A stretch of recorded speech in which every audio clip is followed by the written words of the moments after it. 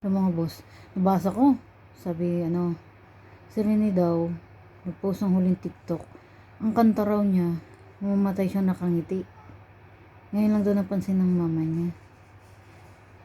Sabi sa inyo ganyan mga promination Iba-iba. Oo. Katulad nung, di ba, kakilala mo, hindi, ito si Kay, normally di lumalabas, bigla na lang lumabas. Mga ganun ba? Iba-iba yan, iba-iba. Basta makikiramdam ka, may kakaiba, na hindi naman dati niya ginagawa. Akala mo minsan himala. Pero hindi, premonition yun. Oh. Tapos salita, bawa, dati hindi tumingiti, ngayon napangiti siya. Basta may kasi kaya ganun, iba-iba kasi buhay natin Iba-iba yung destiny natin, iba-iba yung nanay natin, iba yung, kaya ako hindi ako nagja-judge sa mga tao, basta Oh. Kasi nga iba-iba tayo ayun.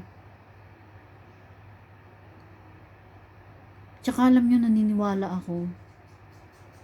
Tanggap ni Rene, si Divine, mukhang natutulog lang din Di ko masyadong nakita yung mukha pero parang natutulog lang din siya.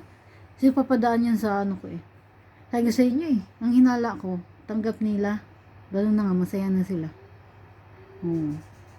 Saka yung kanta, hinala ko talaga tanggap nila, madeded sila. Wala silang regret.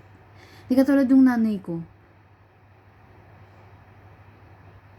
Galit siya mga boss nung nadedo. Sabi ko, anong itsura?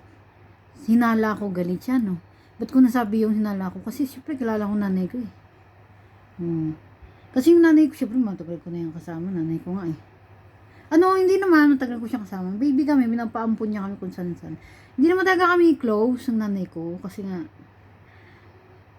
wala siyang pera. Mahirap lang kami mga boss. Kung saan-saan lang din kami. Pero kilala ko siya kahit papano. Kasi yung nanay ko nga siya. Nakasama ko naman siya.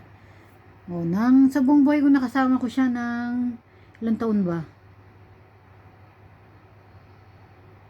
6, 7, 8. Siguro mga 3 taon, 4 na taon sa buong buhay ko. Nakasama ko naman siya. Di kilala ko siya. Sabi ko, galit siya mukha raw kasi pag nakita mo, kasi walang pamasahe nung nadedo siya Hindi ko siya napuntahan.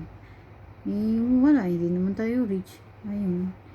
Gusto ko man, syempre, hindi ka naman makakautang din ng tsaka, wala nga naman, sana nag-gets nyo na yun, hindi ako magdadrama. Hindi yun na. Kaya ako nakapunta. May sabi ko, masama loob niya. Mukhang galit, Sabi nila, kasi nga kilala ko yung, kasi sabi niya, nung bata kami, takot siyang madeds. Sabi ko, napansin ko lahat ng tao, takot madeds. Tapos tinanong ko rin sa sarili ko, takot ba ako madeds? Pero hindi yun yung pag-usapan natin yung sa sarili ko. Balik tayo sa usapan, hindi yun kaya, yun pala yung isang sign kay Rene may tugtog pala siyang madeded siyang nakangiti. Ayun lang mga boss. Isa yun sa mga sign. Ano yung premonition? Sign. Tapos, minsan yung salita din. Basta makikiramdam ka lang.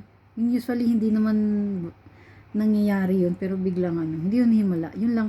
Sana nag-gets yung mga pinagsasabi ko yung original song by Malini Chong.